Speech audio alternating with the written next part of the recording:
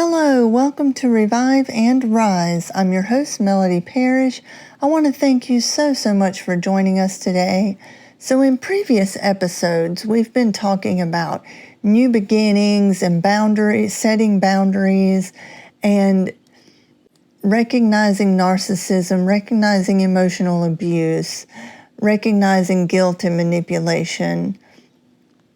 But this month, the month of June, we're going to be discussing how to build strength and resilience.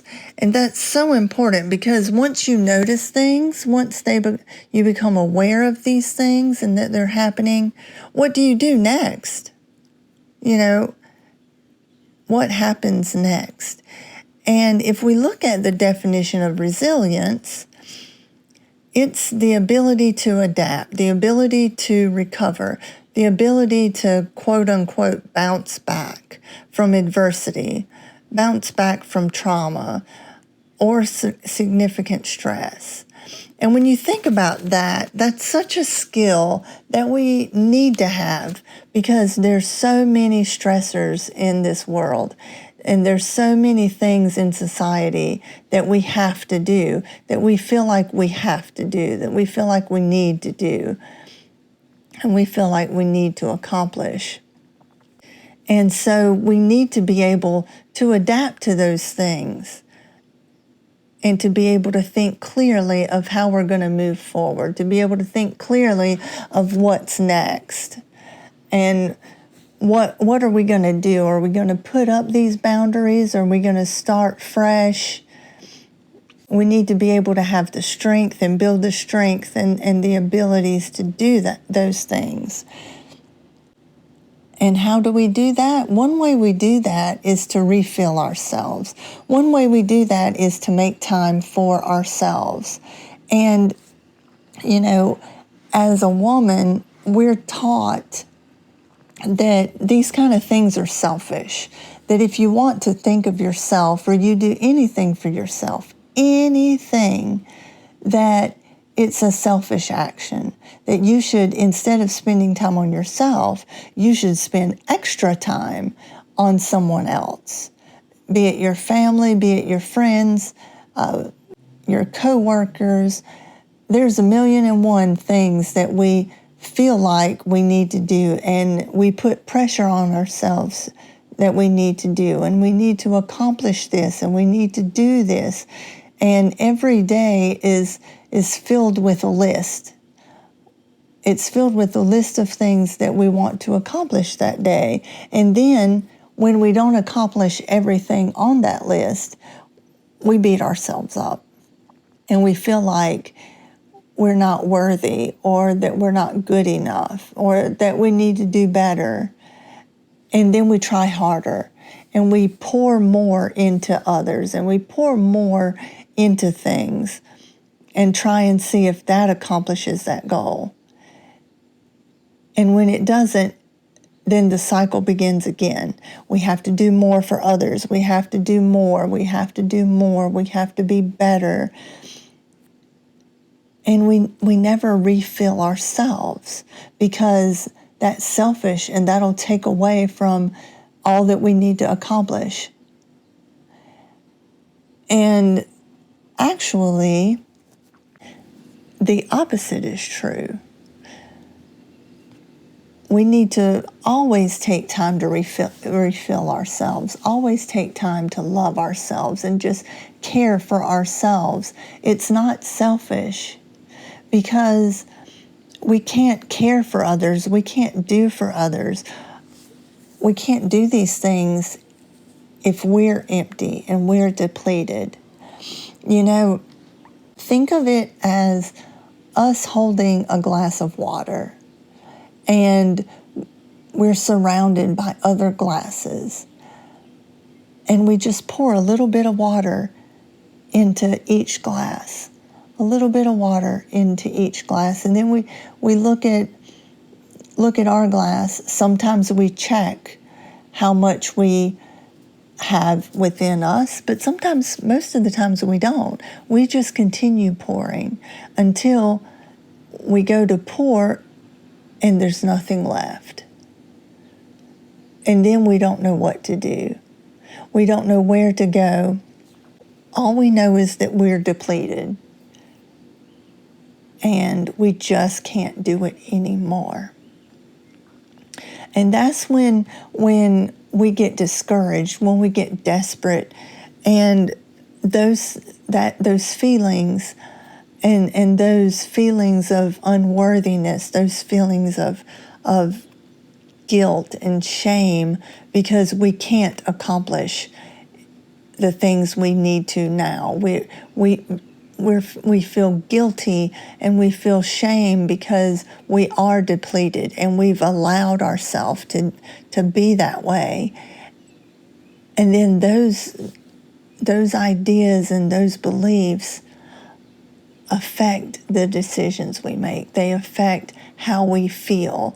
And it just becomes a vicious cycle. And then we're stuck. We're stuck in those emotions. We're stuck in that not good enough. So we start denying ourselves even more, becoming more depleted, becoming more exhausted. And it just becomes a vicious cycle.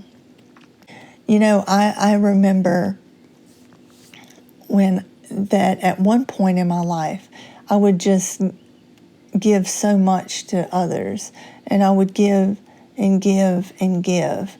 And looking now, I realize that I should have always refilled myself, taken a moment to just do something for myself.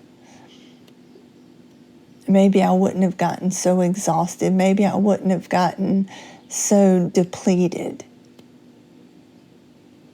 if I just had refilled myself and taken that moment, however long it was. And sure, it feels amazing to do things for others, and it feels amazing to be around other people that are doing similar things, and it's so wonderful. And it was such a high for me, and it fueled me. That was the thing, and that's one way that I show up for myself, is to show up for others.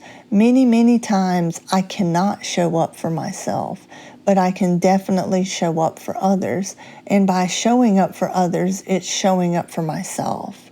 But at the same time, I needed more. I had more needs that I didn't feel.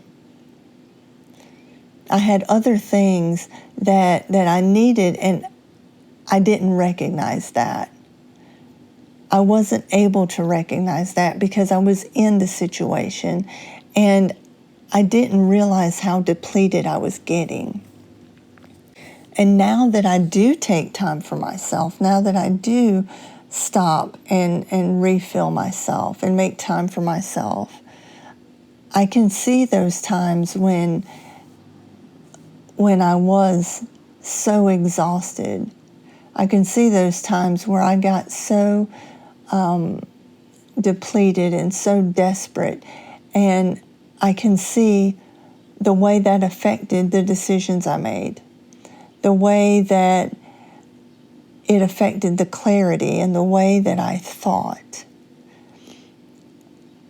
And it really affected my emotions. And it built the cycle where I had to do more, I had to be more, I had to keep going because I wasn't good enough if I didn't succeed. And so it's so important, I feel like, as women, we're taught that we need to be martyrs for those that we love. We're taught that we need to ignore our needs, ignore ourselves, and focus on others. We're taught that if we take a moment for ourselves, we're being selfish because that moment could have been spent doing something for someone else. And this is so harmful, and it's so it's so harmful to so many women. And this idea is definitely, I'm not excluding men from this. This happens to men too, but I just feel like it's magnified with women because of society and the demands that society has made on us. You know, this is presented to us in many ways. You see it all the time, and subconsciously you take it in without even noticing.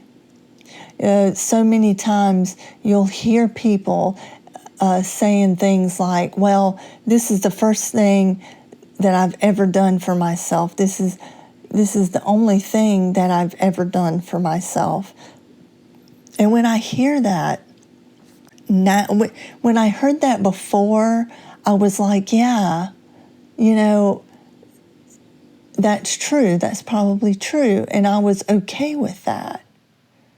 But now it makes me sad. Now I hear that and, you know, I just don't understand. It makes me sad. And I just think, wow, if only I could tell this person, if only I could show them.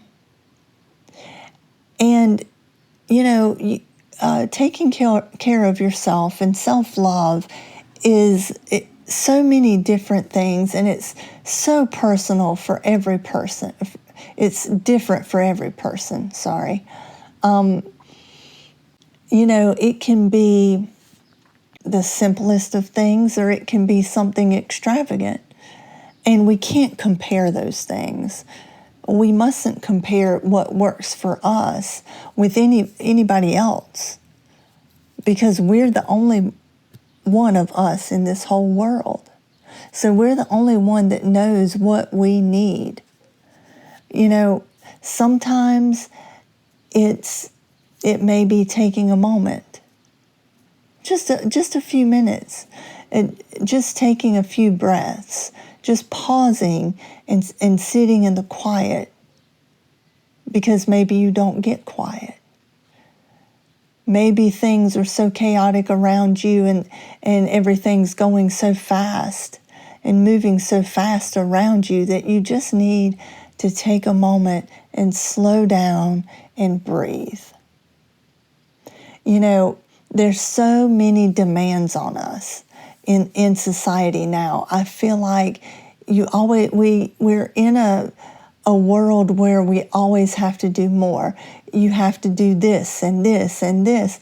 And before you know it, you've got a list of 10 things to do during the day.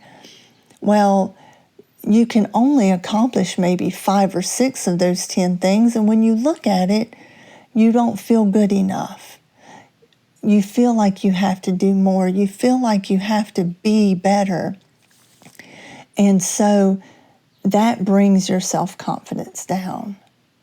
And then you start to not trust yourself, because how can you trust somebody who can't accomplish their goals? How can you trust somebody who fails at everything?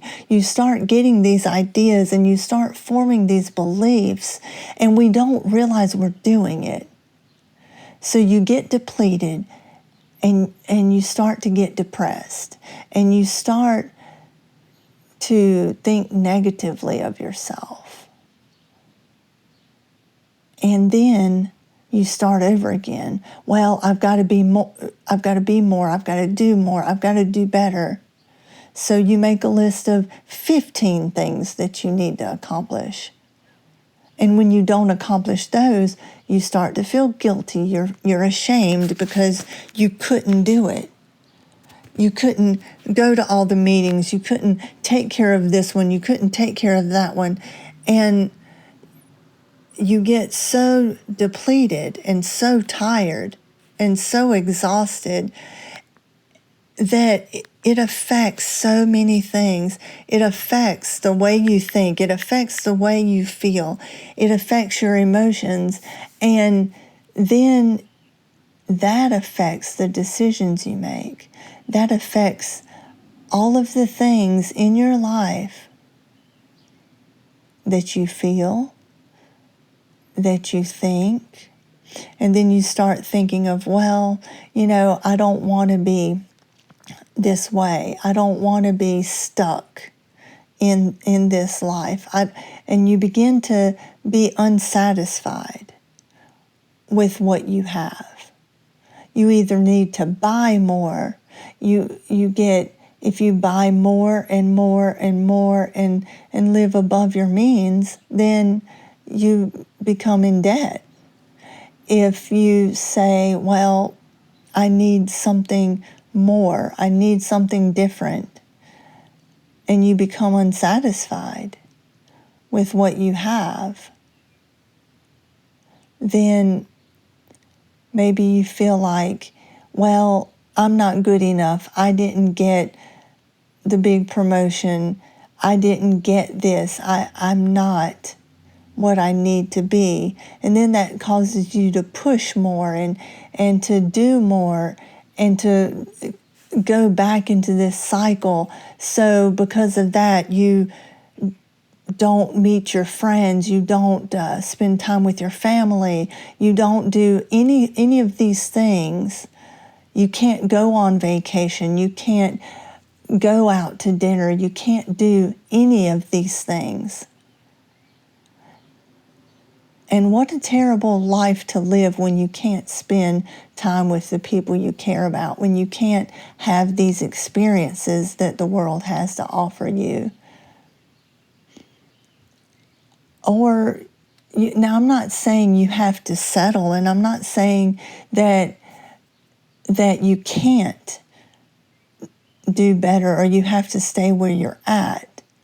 But there needs to be a balance. You need to be satisfied where you're at, but know that you're going somewhere different. Knowing that you're going to accomplish that. It just takes time. Sometimes it just takes time. And we need to understand that. So many times we're made to think that, we have to accomplish something. When we try, we have to do it. And we've gotten into this idea that, the comfort of, things happen for a reason, or if it doesn't happen, it's not meant to happen. And that's great. That's a way to comfort ourselves. But that's not necessarily true. Sometimes you have to try and try and try again. I was listening to Kevin Hart, an interview with Kevin Hart, and he was talking about how he, when he first started out, how he did his comedy routine thousands of times, thousands of no's. Thousands. But he kept doing it. And eventually, he became one of the most well-known comics in the world. It took time, and it wasn't a straight line. It took time. And there were lots of loops and ups and downs, but he got there. And that's the thing. You have to refill yourself for the journey. Life is a journey. And if we want to live a full life and experience all the things that the world has to show us on this journey, then we have to refill ourselves. And like I said before, it can be just a moment. The world has us all thinking that we have to be busy, we have to do this, we have to do that, accomplish. But I've learned that, and I used to feel that way. I used to feel that way so much, and when I didn't accomplish the goal that I had set for myself or the goal that someone else had set for me, then I felt unworthy, and I felt like I was less than. And then that was just a vicious cycle. Work more, work harder at these goals.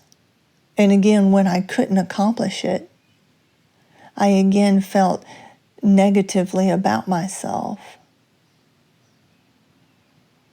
And that can be detrimental to your mental health.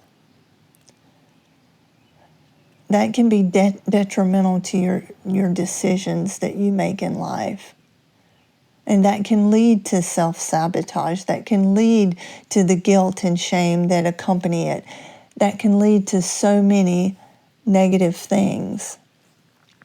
We have to refill ourselves, because we can't pour into anyone with an empty glass of what we've already poured, and we don't have any more.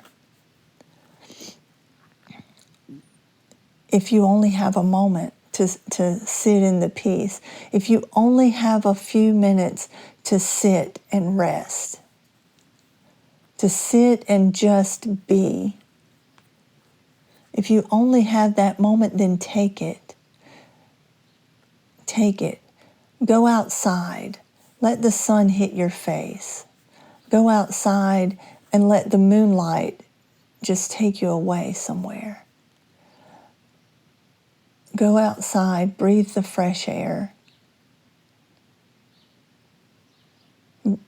Get you a cup of coffee and just sit and read something, or watch your favorite program or a bit of your favorite program. Whatever it may be, just refuel yourself. It's so important. My thing to do to refuel myself is to go outside and just walk. I just need to get that energy out. I need to get that anxiousness out.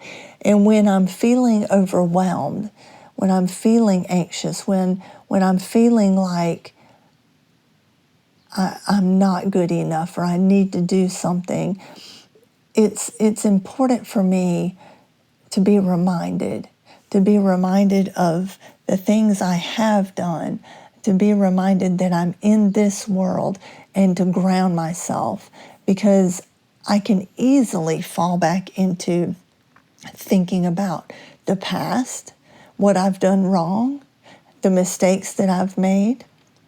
And I can also fall into the pattern of worrying about tomorrow. And that's different than thinking about tomorrow, planning about tomorrow. But constantly worrying about tomorrow isn't good, because then you miss what's happening today. You know, people that, I feel so sad for people that are with someone or you know, doing something but doing something else at the same time, because they're not living in the moment. They're not taking that time to live. And we get in such a habit. You know, I remember when I would be in a restaurant, and when I would see, you know, families, and rather than talking to each other, they're on their phones. They're not talking. They're chatting with someone, text messaging someone, watching a video, or something like that. And they're not living in the moment. They're not sitting there talking to each other, learning about each other. And that's so sad. So I love to get outside, to see the beauty the world has to offer, to remind myself to slow down, to get that energy out, that anxiousness out. even if it's walking down the street, even if it's taking a few steps, even if it's walking around the block, or if it's hiking for hours. I love to go out in the woods and just listen to the birds, listen to everything around me, the leaves rustling through the trees as the wind blows. I just love listening to nature. And anybody who knows me knows that I love, love, love water of any kind, be it a lake, be it a river. My absolute favorite thing in the whole world is the ocean. Just to go to the ocean, to see the vastness of the ocean, to see the waves, to hear the sound, to smell the salt. I just love it. And it just brings me such peace. And recently, I've fallen in love with waterfalls, and the idea that a waterfall, when the water falls, it falls in drops. It will fall. It'll pour down, but there's drops that fall, and drops and mist. And that just reminds me of this, that every small thing is a big thing when it's put together. Small steps equal big steps, equal leaps and bounds. Different things like that. And it's so important. If that's your thing, just go outside. But that may not be your thing. Maybe your thing will be shopping. Maybe it'll be just sitting in a restaurant and having a good meal. It's okay to be in a restaurant by yourself. I love being in restaurants with meeting my friends and having lunch or having dinner. I love that. But I also am okay with being by myself. And I feel like, sometimes we need to do that. Sometimes we need to just recharge ourselves in some way or another and just stop and pause and think. And I think so many times we get so busy and we busy ourselves and we do all these things so that we don't have to think. So that we don't have to get in touch with ourselves and learn about ourselves and understand ourselves. But that's so important. It's not selfish. It's self-love. And that sounds so foreign to some people. And it when I started to play with the idea of self-love, I didn't really understand. I didn't really know what it means. And I thought that self-love meant that you needed to buy something for yourself, or you needed to spend money somehow on yourself, and that was self-love. That was the only kind of self-love to me, and that's what worked. That was it. But I'm learning that that's not true. I'm learning that sometimes self-love is just stopping. That sometimes self-love is just taking a moment to rest. Taking a moment and allowing yourself to rest. Taking a moment and allowing yourself to be present in the world right now. And that has been life-changing for me. Understanding that it's okay to just be. Understanding that it's okay to rest. That it's okay to do absolutely nothing for a day or for half a day or for a moment. that's okay. It's been life-changing for me. And I feel like everyone needs to know that. That's why, I'll say things like, we missed your presence. I missed your presence. I missed you. Or, take a moment to just breathe. Take a moment to be with yourself. And, it's so important to make others know that you don't just appreciate what they do, but you appreciate who they are, because every one of us is so important and so unique, and we bring so much into the world. It's important for us to realize that we aren't that we aren't what we do, but that we are who we are. And it's okay for us to take up space in this world. So I want to thank you for listening to us today, and I want to leave you with something to think about, and I hope I've said something that has really struck a nerve and struck an idea that's really made you think. And I wish you the best of days, and I hope that something I've said will start to change your life.